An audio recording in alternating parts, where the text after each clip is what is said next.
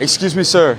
Sir, question for you. How old were you when you made your first million? I was 26. And what line of business were you in? A little different than most. You're not with the news, are you? No. Where I are you have one from? of we grew a channel to 12 million followers, just asking people how they made it for the younger generation. Well, I was part of an organized crime group in New York.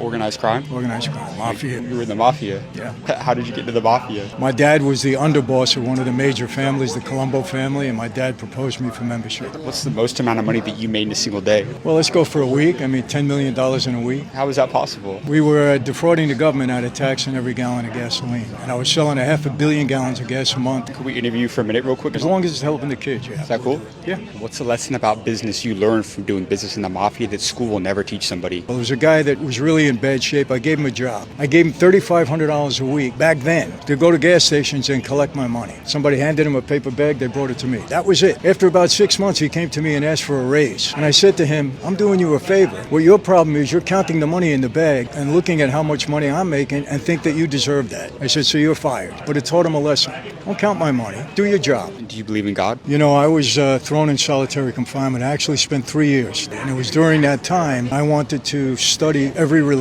because I thought I was going to spend the rest of my life in prison, and that would have been it. So I studied every faith, and I came out of there believing in Christianity with all my heart. I always say two things. You want success in life? Get these two things right. Number one, in this life, we are who we hang out with. And number two, who you are accountable to in life is going to direct the path that you go on. When I was on the street, I was accountable to my boss. I was a criminal. Now I'm accountable to God in my life.